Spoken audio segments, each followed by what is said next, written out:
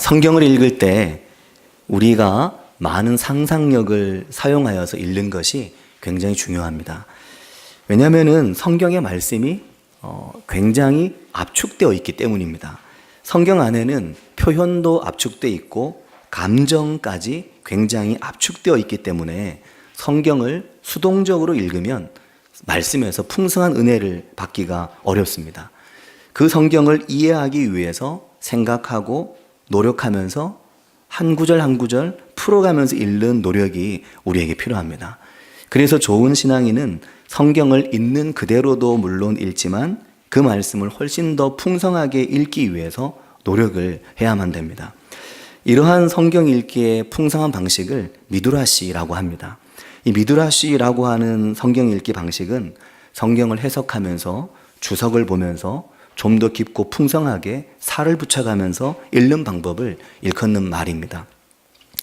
이런 미드라시적인 성경 읽기의 중요성에 대해서 2세기 유대교의 랍비인 이스마일이라고 하는 분이 몇 가지 원리를 쭉 이야기한 게 있는데 그것을 한 3가지 정도만 말씀을 드리려고 합니다. 그분은 성경을 읽을 때 꼼꼼하게 읽어야 된다라고 말을 했습니다. 꼼꼼하게 읽어야 된다는 말은 잘 뜯어가면서 읽어야 된다는 거죠. 우리가 예배 시간에 성경을 읽잖아요. 지금도 이제 오늘 본문을 읽었는데 아마 무슨 내용 읽었는지 전혀 기억이 나지 않으실 것입니다. 대부분은 이렇게 성경을 읽어버리면 읽어도 아무것도 남질 않습니다. 우리가 성경을 통독하는 것과는 좀 다른 개념입니다. 그렇게 성경을 만약에 우리가 읽게 되면 그 후에는 어떻게 되냐면 목사의 설교에만 의존할 수밖에 없는 거죠. 오늘 뭔 얘기를 하시나 이제 거기에 의존을 해야 되는 거예요. 하지만 본문을 읽으면서부터 사실은 질문이 시작이 사실은 돼야 되는 겁니다. 그래서 우리가 우리 스스로 성경을 자세하고 꼼꼼하게 읽으려는 노력을 해야 되는데 그렇게 성경을 읽은 이후에 다른 사람은 이 말씀에서 어떤 은혜를 받고 무엇을 느꼈는지 이것을 나눌 수 있으면 이게 정말 좋은 교회이고 살아있는 말씀의 공동체입니다. 왜냐하면 서로 다른 게 너무나 많기 때문입니다. 사는 게 다르고 환경이 다르고 생각도 다르고 시기적으로도 너무 다른 겁니다. 서로 다르기 때문에 하나님께서 각 사람에게 말씀하시는 것도 같은 본문이라도 다른 것입니다. 심지어 우리는 같은 설교를 듣고도 느낌이나 은혜가 다 다르고 심지어 어떤 분은 이런 말씀을 하시는 분들도 있습니다. 설교를 듣고 우리 목사님은 우리가 어떻게 사는지 너무 몰라. 어떻게 자꾸 딴소리를 하시지? 이렇게 느낄 수 있는 거죠. 왜 그렇게 느낄까요? 성경 본문을 통해서 가르쳐 주시는 거는 이제 알겠는데 내 피부에 안 다가온다는 겁니다. 내 삶에. 심지어 목사도 성경 본문을 통해서 너무 자기적인 이야기만 자꾸 하다 보면 성도님들이 그 이야기를 하나님이 내게 주시는 말씀으로 못 느끼게 되는데 그 이유는 내 삶에 안 다가온다는 겁니다. 그래서 성경을 읽을 때 꼼꼼하게 읽으면서 이 말씀을 내 삶에 잘 부딪혀가 읽는 게 굉장히 중요합니다. 목사의 묵상도 중요하지만 나 개인의 말씀의 묵상, 이 말씀이 내게 뭐라고 말씀하는지가 굉장히 중요한 것입니다. 유대 랍비인 이 이스마일이라고 하는 분은 또 하나 질문을 하면서 자꾸 읽어야 된다 그런 얘기를 했습니다. 문맥을 파악하면서 읽어야 된다. 이 성경이 뭘 말씀하시나 자꾸 묻는 겁니다. 또 말씀 속에서 유난히 자세히 말씀하시는 것에 귀를 기울여야 된다고 얘기합니다. 이게 곁가지에 있는 거, 그냥 짧게 지나가는 거, 이거에 너무 목을 매지 말고 중요하게 이야기되는 부분이 무엇인지 이걸 찾아야 된다는 거죠. 그리고 세 번째로 이게 참 중요한 부분인데 성경을 읽을 때 우리가 공감이 필요한데 개인의 경험을 최대한 살려서 읽어야 된다는 겁니다. 이게 다 지금 했던 이야기입니다. 나의 개인의 경험과 내 삶이 말씀을 통해서 딱 접촉점이 생기도록 말씀을 보면서 내 삶의 경험들이 막 일어나도록 성경을 읽는 게 필요하다는 거죠. 조선시대의 훌륭한 성서학자이자 무교회주의자였던 김교신이라는 분이 성서 개혁의 필요와 목표라고 하는 글에서 자기 집에서 키웠던 개 이야기를 하는데요. 풀어리라고 하는 집에 개가 있었습니다. 풀어리. 풀어놓고 키운다고 풀어리 이렇게 개가 있었는데 집에서 키우던 개 풀어리가 어느 날 집을 나간 겁니다. 도대체 이 개가 어딜 갔는지 몇 날 며칠 기다려도 개가 돌아오질 않는 겁니다. 지금은 개가 나가면은 설령 잡아먹혔을까 이 생각은 잘 안 하잖아요. 근데 그때는 먹을 게 너무 귀한 때라 풀어리가 안 보이니까 동네 이 불량배들이 이걸 잡아먹었나 이 걱정에 집안 식구들이 다들 그냥 밤잠을 못 자고 개를 찾는다고 온 동네를 찾아다녔는데 못 찾은 겁니다. 이 개가 멀리 원산에서 아는 지인을 통해 집으로 왔고 여러 사람이 수고를 해서 집까지 도착을 해서 이 풀어리가 이제 집안 식구처럼 되고 아이들이 학교 갈 때면은 길 밖으로 뛰어나가서 꼬리 흔들면서 전송하고 또 집에 어른이 들어오면은 나와서 막 그냥 살살살 거리는 그런 개였는데 이 개를 잃어버리고 나니까 온 집안 식구들이 너무 마음이 힘들고 어려운 겁니다. 근데 풀어리가 집을 나간 지 5일째 되는 날 아침을 먹고 있는데 이제 아마 밖이 보일 때였나 봐요. 여름인가 봅니다. 아침을 먹고 있는데 큰아이가 벌떡 일어나더니 아버지 저기 풀어리가 오고 있어요 그러는 거였습니다. 그래서 온 식구들이 어디 풀어리가 돌아보니까 야 이게 꿈인지 생신지 완전 거짓골의 풀어리가 막 이제 집으로 뛰어들어오는 겁니다. 이걸 보고 온 집안 식구들이 난리가 난 거죠. 이것을 김교신이라고 하는 분이 표현을 할 때 뭐라고 표현했냐면 옳다, 이게 우리 지금 이런 말 안 쓰잖아요. 문어체라서 그런데 옛날 말이라서 옳다 우리 풀어리가 살아온다. 풀어리 그렇게 이제 그 써놨습니다.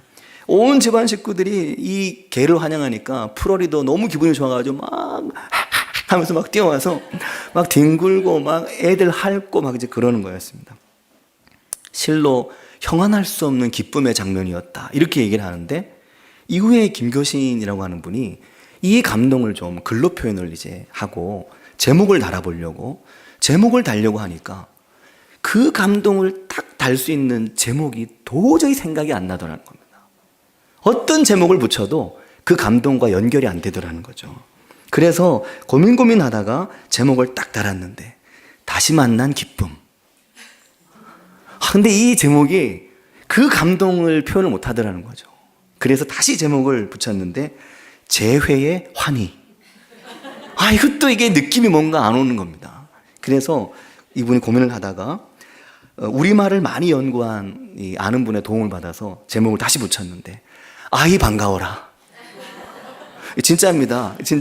웃자고 하는 얘기가 아니라 실제로 아이 반가워라 이렇게 제목을 붙이니까 이 제목이 그나마 이제 마음에 다가왔다는 거죠. 그리고 김교신이라고 하는 분이 깨달은 게 있었습니다. 야, 이게 성경의 언어도 비슷하겠구나. 직접 경험해서 너무 기뻤던 그 사람들과는 달리 이걸 글로 읽는 우리는 이 말씀 속으로 깊이 들어가지 않으면 이 말씀의 은혜를 충분히 누리기가 어렵겠구나. 이 생생하게 살아있는 하나님의 말씀이 어느 때는 막 살아서 다가오는데 어느 때는 정말 무미건조하게 느껴지는 거. 그 말씀 속에 들어가지 않고 이 말씀의 내용 속에 깊이 안 들어가면 성령의 감동과 감화를 느끼지 못하겠구나. 이걸 아주 깊이 느끼고 깨닫게 된 것입니다. 사랑하는 성도 여러분, 그래서 성경을 읽을 때 꼼꼼함이 필요하다는 겁니다. 단순히 막 뜯어보고 뭐 공부하듯이 하는 이런 걸 말하는 게 아니라 자세히 보려고 하고 그 말씀 하나하나, 단어 하나하나, 장면 하나하나 그 속으로 깊이 들어가려고 하는 게 정말 중요하다는 겁니다. 이건 나중에 굉장히 중요한 기도 방법과도 연결이 됩니다. 그렇게 성경을 읽어놓으면 기도할 때 성경의 장면들이 자꾸 생각이 나거든요. 그러다 어느 순간 보면 그 성경의 이야기 속으로 내가 쑥 들어갈 때가 있다 하는 겁니다. 오늘 본문은 이삭의 신부를 구해오는 이야기입니다. 이 장면도 굉장히 아주 스토리가 좋잖아요. 드라마로 만들 수 있는 스토리입니다. 이 상황에 보면 아브라함이 나이가 많아 늙었습니다. 여기도 이게 되게 중요한 거죠. 저도 아직 젊다 보니까 이 표현이 나이가 많아 늙었습니다. 이렇게 얘기하는데 제가 10년 정도만 나이가 더 들면 아마 나이가 많아서 늙었어요. 이렇게 하면 많아 늙었구나. 이게 다가오는 거죠. 뭐 느낌에. 나이가 너무 많아 늙었고 아들 이삭은 장성을 한 겁니다. 나이가 40이 이제 다 됐습니다. 신부감을 구해야 되는데 아브라함이 자신의 충직한 종 엘리에셀을 신부감을 구해오라고 보낸 겁니다. 근데 이것을 아브라함이 엘리에셀에게 신신당부를 합니다. 본문의 2절 말씀을 보면 청하건대 내 허벅지 밑에 내 손을 넣어라. 그리고 맹세를 해라. 부탁을 합니다. 허벅지 밑에 손 넣고 단단히 맹세해라 하는 겁니다. 반드시 두 가지를 지켜야 된다. 첫째는 내 고향, 내 족속에게로 가서 내 아들 이삭을 위하여 아내를 고를 것. 두 번째는 그러나 만일 거기 아무리 좋은 신부가 있어도 그 신부가 여기로 오지 않으려고 한다고 내 아들을 거기로 데려가서는 안 된다. 내 아들은 반드시 여기 있어야 되고 여기 여자가 아닌 저기서 내 고향에게 가서 정말 좋은 신부감을 구해와라 하는 그 부탁을 한 겁니다. 그러니까 정리하면 신부는 가나안 여자 안 되는데 내 아들은 여기 살아야 된다는 거죠. 그러니까 내 고향, 내 족속에 가서 하나님을 믿진 않아도 적어도 하나님을 알고라도 있는 그 집안에서 여식을 데려오라 하는 그 이야기입니다. 이 중대한 사명을 가지고 엘리에셀이 아브라함의 고향 땅으로 이제 갔습니다. 지금처럼 주소지 정리가 다 되어 있는 것도 아니고 내비게이션이 있는 것도 아니고 아브라함의 고향을 찾아 800km를 갔습니다. 송전에서도 뭐 누구 찾기가 쉽지 않잖아요. 근데 그 넓은 땅덩어리에서 하란 땅에 가가지고 거기에서 찾아가는데 참 놀랍게도 하나님께서 이 엘리에셀의 발걸음을 아브라함의 집안 식구들이 모여 살고 있는 나홀이라고 하는 도시로 연결을 해준 겁니다. 엘리에셀이 거기 가서 우물가에 앉아서 기도를 했습니다. 좀 있으면 동네 여자들이 나올 텐데 거기서 기도를 했죠. 뭐라고 기도했냐면 24장 13절과 14절을 보면 이렇게 기도했습니다. 성중 사람의 딸들이 물기르러 나오겠사오니 내가 우물 곁에 서 있다가 한 소녀에게 이르기를 청하건대 너는 물동이를 기울여 나로 마시게 해라 하리니 만일에 그 여자의 대답이 마시십시오 이렇게 얘기를 하고 내가 당신의 낙타에게도 물을 좀 마시게 하겠습니다 이렇게 두 가지를 얘기하면 그러면 제가 바로 그 여자가 하나님이 이삭의 아내로 주신 사람인 줄 알고 그 사람을 데려가겠다 이렇게 기도를 하고 있는데 기도가 끝나기도 전에 성에서 한 여자가 쫙 나오는 겁니다. 근데 그의 용모가 어땠습니까? 아리따고 너무 예쁜 여자가 성 안에서 쫙 나오는 겁니다. 뭘 들고 나오나요? 물동이를 메고 탁 나오는 겁니다. 그를 보는 순간 저 여자구나 싶어서 열심히 달려가가지고 이미 새벽에도 말씀드렸지만 이미 이 엘리에셀의 마음에 큰 감동이 이미 임하고 있는 겁니다. 저 사람인가 보다 하고 달려가서 그 사람에게 갔더니 그 물을 좀 달라 했더니 그 여자가 네 주여 마십시오 하고 물을 줬습니다. 첫 번째 조건은 오케이죠? 그리고 두 번째 이제 두 번째도 오케이 돼야 되는데 하고 기다리는데 두 번째 조건이 또 내가 당신의 낙타에게도 물을 먹이겠습니다 얘기를 딱 하는 겁니다. 예쁘지 마음에 신호 왔지 조건 두 개 말도 끝나기 전에 나온 여잔데 두 가지 다 얘기하지 뭐 이것저것 다 돼보니까 딱 맞거든요. 이거다 하고 이제 딱 집었죠. 바로 그 여자였습니다. 엘리에셀이 그때부터 그 여자를 주목해서 묵묵히 바라보고 있는데 23절에 보면 네가 누구의 딸이냐? 누구 딸이냐 아직 모르잖아요. 네가 누구의 딸이냐? 하고 물어봤더니 글쎄 나는 밀가가 나홀에게서 나온 나홀이 아브라함의 동생이거든요. 나홀에게서 낳은 아들 부두엘의 딸입니다 하는 겁니다. 이쯤 되면은 맞죠? 딱 맞는 거죠. 딱 맞는 겁니다. 딱 맞아서 하나님께 찬양하고 경배하며 그에게 목걸이며 이 코걸이며 손목걸이며 아주 비싼 것을 600만 원어치가 넘는 걸 그냥 줘버렸습니다. 그리고 이제 집으로 들어갔죠. 사랑하는 성도 여러분, 이삭이 드디어 신부감을 구하게 된 겁니다. 그 신부감은 리브가였습니다. 하나님께서 이삭의 신부감을 그렇게 만나도록 엘리에셀을 그렇게 인도를 해주신 겁니다. 바라기는 우리의 자녀들이 또 우리 교회 청년들이 이런 인도하심 가운데 좋은 배우자를 만나게 되기를 바라고 축복합니다. 네, 청년들 축복합니다. 그러기를. 네, 하나님 인도해 주신 좋은 배우자를 만나길 바랍니다. 네, 청년들 바랍니다. 청년들은 뭐 별로 관심 없나 보다. 그러나 청년들의 부모님들은 엄청 관심이 있으실 텐데 좋은 신부를 좋은 신랑감을 만나길 바랍니다. 이번 주 중에 청첩장이 또 한 장 왔더라고요. 누가 결혼한다 하고. 그래서 또 누가 또 이렇게 결혼하게 될까 우리 교회 청년들 중에 그런 기대감이 생기더라고요. 사랑하는 성도 여러분, 우리의 삶에 하나님의 인도하심을 믿으십니까? 하나님 나를 인도하신다는 걸 믿으십니까? 선하신 하나님이 우리를 인도하실 때 때로는 아프고 때로는 힘든 시간들을 보낼 때도 있지만 하나님이 인도하고 계시다는 것을 믿으십니까? 내 삶에 좋은 것만이 아니라 때로는 나쁘고 내 삶에 악재라고 생각될 만한 일이 내 삶에 터져도 그 일 가운데도 하나님의 선하심이 있다고 믿으십니까? 이것을 믿는 은혜가 있으시기를 바랍니다. 내 삶의 순간순간 하나님이 인도하신 게 맞습니다. 하나님이 인도하셔서 여기까지 온 겁니다. 비가 온다고 눈이 온다고 그 인생이 내 인생이 아닌 것이 아닌 것처럼 하나님께서 인도하셔서 여기까지 온 겁니다. 우리는 다 모르지만 선한 계획도 때로 힘든 일도 하나님이 하나님의 완전한 계획 가운데 두고 계신 겁니다.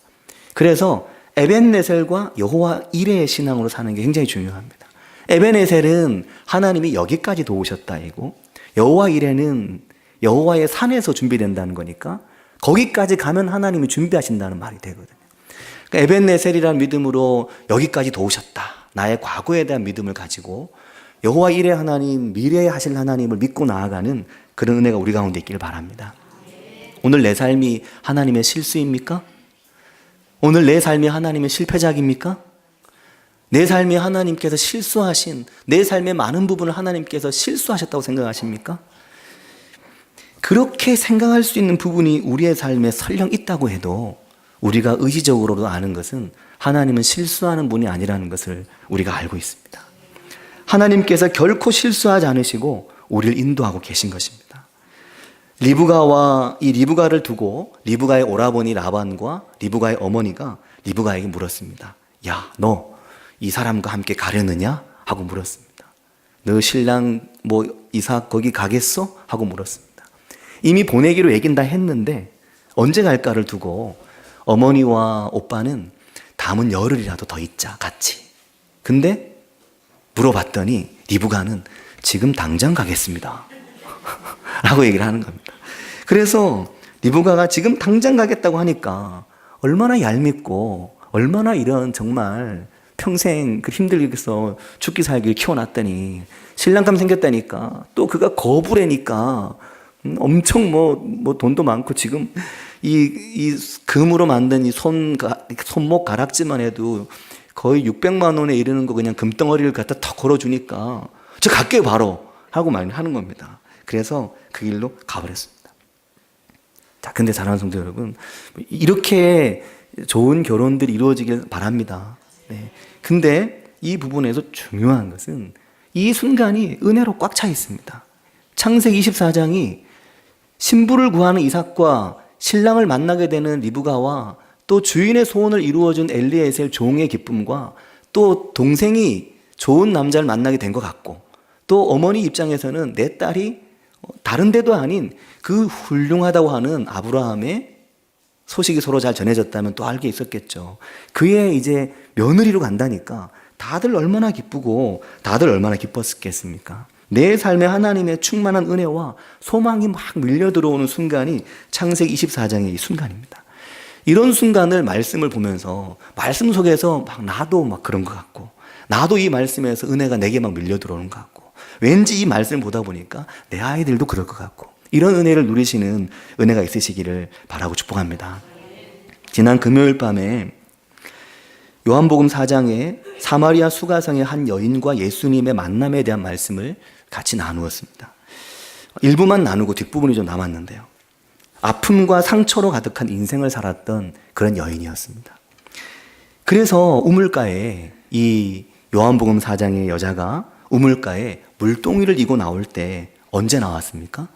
동네 여자들이 다 나오는 아침에 나오지 않고 한낮에 물을 기르러 혼자 나왔습니다. 왜 그랬습니까? 사람들 보기 싫으니까요. 마을 사람들 얼굴 마주치기 원치 않고 사람들 만나고 싶지 않고 그래서 혼자 그 낮에 나온 겁니다. 아픔과 상처의 벽에 갇혀서 자기 자신을 그 상처에 스스로 가두어 두고 올가매면서 그렇게 인생을 살아온 여인인 겁니다. 물을 기르러 나온 그 오랜 이 여자가 쓰고 있던 물동이, 그 물동이로 물 기르러 왔다가 물 받아가고 그렇게 금을 먹고 갈증 해소하며 살았는데 그 물동이 안에 자기 자신 감추어 놓고 그렇게 평생을 사는 겁니다. 그렇게 자신을 꾹꾹 숨기고 사는 거죠. 그렇게 살아온 그 여자가 그 우물가에서 예수님을 만나고 난 다음에 자신의 그 오랜 물동이를 그 자리에 탁 팽개치고 마을로 뛰어들어갔다 하는 겁니다. 그녀는 물동이를 집어던지고 그토록 싫고 얼굴도 마주대하기 싫었던 사람들, 그 마을로 달려들어간 것입니다. 사람을 만나는 게 너무 싫어서, 그녀가 마을로 사람들을 만나는 게 너무 싫어서 그 시간 피해서 나왔는데 그 마을로 뛰쳐들어간 겁니다. 자, 사랑하는 성도 여러분, 예수님을 만나서 하나님의 임재 앞에 나아가며 우리에게 참된 예배의 자리가 만들어지게 되면 회복된 여인과 같이 내 인생의 오래된 물동이를 버려버릴 수 있는 용기가 우리에게 생기게 되는 것입니다. 이 용기를 누가 가지라고 한다고 갖겠으며, 누가 이 용기를 내라고 한다고 내겠습니까? 그 힘과 그 용기는 하나님의 임재 앞에서 우리에게 순간적으로 들어오는 은혜인 겁니다. 그동안 6명의 남자를 만나서 사는 그 인생이 얼마나 거칠고 얼마나 힘들었겠습니까? 그러니까 사람 만나기가 싫은 거죠. 사람들은 또 얼마나 내 이야기를 했겠습니까? 너무나 받은 상처가 많고 큰 것입니다. 그래서 매일마다 거기에 물을 기르러 와서 물을 마셔도 그 물로는 자기 인생의 갈증이 해소가 안 되는 것입니다. 채워도 결코 채워지지 않는 극심한 갈증이 그의 인생에 있는 겁니다. 근데 요한복음 4장 28절은 콕 집어서 말하죠. 그녀가 물동이를 버려두고 마을로 들어갔다. 마을로 들어간 여자가 사람들에게 말합니다. 뭐라고 말하냐면 요한복음 4장 29절을 보면 내가 행한 모든 일을 내게 말한 사람을 와서 보라. 이는 그리스도가 아니냐. 그렇게 말합니다. 이 여자는 내가 행한 모든 일, 그동안 내가 어떻게 살아왔는지, 내 삶이 어땠는지, 내가 어떻게 살아왔는지 내 이야기를 다 알고 있는 분이 지금 마을 밖에 있다고 얘기를 하는 겁니다. 사실은 자기 자신이 어떻게 살아왔는지에 대해서 가장 이야기하고 싶지 않은 사람들이 그 마을 사람들이었습니다. 그 사람들에게는 내 지나온 이야기 단 한 자도 얘기하고 싶지 않거든요. 근데 그들에게 내가 어떻게 살아왔는지 아는 사람이 마을 밖에 있다고 이야기를 하는 겁니다. 이 여자가 완전히 달라진 거죠. 내 인생의 이 놀랍고 풍요로운 일, 이 엄청난 일에 대해서 이 여자가 지금 자기 자신을 드러내고 있는 겁니다. 나를 숨기고 나를 감추게 급급했던 인생을 살았는데 나를 드러내고 있는 겁니다. 왜 그러는가요? 예수님을 만나고 하나님의 임재 앞에 서게 된 이후에 자기 인생의 지난 시간을 다시금 보게 되는 것입니다. 하나님의 은혜이고 하나님의 능력이죠. 이렇게 전도가 시작되게 되는 것입니다. 소식지를 가져가서 전도를 해달라고 말씀을 드려도 아마 어떤 분은 하셨고 어떤 분은 안 하셨을 겁니다. 제가 그것을 탓하고 싶은 마음은 전혀 없습니다. 원래 저는 그런 사람입니다. 그런데 이건 되는 거죠. 내가 하나님이 내게 이게 오늘도 은혜가 새롭다. 오늘도 하나님의 말씀이 내게 새로운 기쁨을 주고 오늘도 주의 복음이 내게 새로운 은혜를 줄 때 내 삶의 순간순간 지나온 시간에 대해서 내가 행한 모든 걸 다 알고 계시는 하나님이 내 삶에 함께 하신다. 이 은혜와 이 기쁨은 그분에 대해서 자꾸 이야기를 하게끔 우리를 만드는 것입니다. 그러면 뭐라도 줘야 되잖아요. 이것 전해야 되니까 말로 하든지 아니면 뭘 하나 어떻게 하든지 할 거 아닙니까? 정말 훌륭한 전도는 이렇게 이루어지는 것을 우리가 말씀을 통해서 보는 겁니다. 우리가 리브가를 보았는데 리브가는 그 여자 마찬가지죠. 자기가 나고 자라면서 그 나이 될 때까지 얼마나 열심히 물기르러 거기 왔겠습니까? 물동이 메고 물기르러 와서 물동이 메고 아버지 집으로 물동이 메고 다시 아버지 집으로 그러는 그 물동이를 그녀도 자기 집에 내려놓고 이제 새로운 하나님이 준비하신 인생으로 가는 겁니다. 사랑하는 성도 여러분, 예배가 회복되고 하나님의 임재가 우리의 삶에 회복이 되면 관계도 회복되고 더 나아가서 주의 복음이 내 손에 들리게 됩니다. 사실은 신앙생활에 있어서 굉장히 중요하고 우리의 신앙의 끝판왕이라고 할 만한 마지막 어떤 결국 땅끝까지 그리스도 예수의 복음에 증인되는 거잖아요. 그 복음을 전하는 겁니다. 이걸 누가 전하느냐? 교육받는다고 전하는 게 아닌 겁니다. 시킨다고 되는 건 아닙니다. 그렇게 폭발적인 한순간의 은혜는 폭발적인 은혜가 있는 사람들을 통해서 이루어지고 나타나게 되는 거죠. 그러니까 사실 순서는 성도님들 생활 속에서 소식지 가지고 전도합시다. 이건 두 번째입니다. 결국 다시 이야기는 예배로 가고 하나님의 임재로 가고 주의 말씀의 풍성한 은혜로 가는 겁니다. 내가 내 말씀을 꼼꼼히 읽고 내가 내 말씀의 문맥을 생각하면서 질문하면서 말씀을 읽고 보고 사랑하고 말씀을 가까이 두고 그러면서 그 말씀을 보면서 내 삶의 여러 가지 살아온 삶의 이야기들이 막 스물스물 살아나서 말씀 앞에서 부딪히고 말씀을 보면 이것도 내 이야기 같고 저것도 내 이야기 같고 그럴 때 우리의 인생이 달라지고 결국 그리스도의 복음의 증인이 되게 됩니다. 어떤 사람이 있었는데 이분이 행실이 아주 나쁘고 동네에서 안 좋기로 소문난 사람이었습니다. 보니까 이런 얘기 예화가 있었긴 한 것 같은데 이 이야기는 좀 이렇게 잘 정리된 이야기 같긴 해요. 근데 이분이 아주 행실 안 좋고 동네에서 아주 나쁜 소문이 많이 나 있는 사람이었습니다. 근데 어느 날 이 사람이 교회를 나가게 된 거죠. 내 이야기였습니까? 이 사람이 어느 날 교회를 나가게 된 겁니다. 사람들이 다들 고개를 젓는 겁니다. 저 사람이 교회를 가다니? 다들 막 저도 그래서 사실 어릴 때 고향을 잘 안 갔습니다. 고향에 가면 동네 어른들이 광열이 아들이 이해 못하겠네. 그렇게 동네 어른들이 저를 생각하셔가지고 가기 어려웠는데 21살에 전도사라고 고향교회 가서 설교하면 설교 끝나고 내려오면 동네 할머니들이 저한테 오셔가지고 엉덩이를 탁탁 치면서 세상 손에 강약이 조절하는데 소리가 크게 날지 몰랐네. 엉덩이를 툭툭 치면서 사람 됐다고 저보고. 실제로 그 풀밭집이라고 저 산 중턱에 계신 할머니는 제가 어릴 때 어떻게 살았는지를 너무 잘 아시기 때문에 엉덩이를 탁 치면서 사람 됐다. 사람 됐다. 그렇게 이야기를 하실 정도였어요. 그 동네 가는 게 별로 안 좋았습니다. 그 사람이 교회를 나오니까 사람들이 고개를 막 젓는 겁니다. 저 사람이 어떻게 저런 사람이 교회를 다녀봤자 뭐가 달라지겠어. 저 사람은 절대 안 달라져. 그러는 거였습니다. 그래도 어느 날 이 사람을 너무 잘 알고 있는 오랜 친구가 이 사람에게 물어본 겁니다. 야, 교회에서 목사님이 뭐 가르치시던?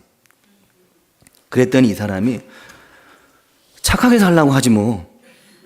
그런 말씀 하신 것 같긴 한데 잘 모르겠어. 친구가 또 물었습니다. 그럼 성경에는 어떤 이야기들이 있든? 글쎄, 아직은 내가 잘 몰라서 잘 모르겠는데 이것도 대답이 신통찮고 저것도 대답이 신통찮고 물어보는 것마다 제대로 대답하는 게 하나도 없는 겁니다. 그래서 이 친구가 야, 도대체 너 교회 다니면서 뭘 배웠냐? 그랬더니 그 친구가 이렇게 얘기를 한 겁니다. 뭔가 좋은 이야기 나올 것 같죠? 예, 맞습니다. 그런 건 잘 모르겠는데 다만 달라진 게 있어. 전에는 하루도 내가 술이 없이는 살 수가 없었는데 요즘은 술 생각이 조금 덜 난다. 전에는 일 끝나면 게임방으로 저기저기 돌아다니기 바빴는데 요즘에 일이 끝나면 집에 빨리 가고 싶다. 전에는 애들이 나를 보면 슬금슬금 피하고 아내도 나를 보면 여기 표현이 그런데 아내도 나를 보면 그냥 멀뚱멀뚱 지나가는 보듯이 그랬는데 요즘에는 내가 집에 올 때가 되면 문 앞에 나와서 나를 기다릴 때가 생겼다. 이거 굉장한 변화죠. 이건 좀 과장이 심한 것 같아요. 실제로 이렇게 하기는 굉장히 어렵잖아요. 저녁에 집이 얼마나 바쁜데 문 밖에 나가 기다릴 정도 되면 정말 대단한 거죠. 그렇게 보면 이 사람이 진짜 달라지긴 달라졌나 봐요. 엄청 달라진 겁니다. 내 생활 속에 너무 많은 게 달라졌다는 겁니다. 성경도 잘 모르겠고 이것저것 잘 모르겠는데 하여튼 뭐가 많이 달라져서 애들도 나를 안 피하고 아내도 날 기다린다는 거죠. 엄청난 변화인 겁니다. 사랑하는 성도 여러분, 주의 말씀을 가까이 하고 하나님의 임재 앞에 나아가면 하나님의 말씀이 우리의 인격과 우리의 삶과 우리의 삶의 많은 부분을 지속적으로 바꾸어 가십니다. 그래서 우리를 변화시키시고 체험적 그리스도인으로 설명할 수 없지만 뒤돌아보면 성령의 열매를 하나씩 맺어가게 만드십니다. 살아계신 하나님의 말씀이 우리를 계속 부르시는 거죠. 그러면서 우리에게 너의 인생에 오래된 너의 인생에 너의 그 물동이 너의 인생의 오랜 습관과 오랜 가치와 오랫동안 너를 묻어두고 숨겨둘 수 있었던 그 오랜 물동이 그걸 이제 내려놓고 주님 앞에 서서 주님이 주시는 생명의 말씀에 이 생수로 하나님의 임재 앞에 살아가라. 그렇게 우리를 부르시는 것입니다. 이 은혜가 우리 가운데 함께 하길 바랍니다. 같이 기도하겠습니다. 이 시간 기도하실 때 우리가 각자 다 우리 인생에 오래된 물동이를 가지고 있습니다. 내 습관이나 내 죄나 내 은밀함이나 하나님 앞에서 숨기고 꼭꼭 묻어둔 사람들에게 드러내고 싶지 않은 또 자꾸만 그게 드러나서 문제가 되고 아픔이 되기도 하는 자기 인생의 오랜 물동이를 가지고 있습니다. 그것 하나님께 내려놓고 정말 새 출발, 새 인생, 하나님의 은혜 앞에 주의 임재 앞에 나아가는 그런 은혜가 우리 가운데 있기를 같이 한 목소리로 기도하겠습니다.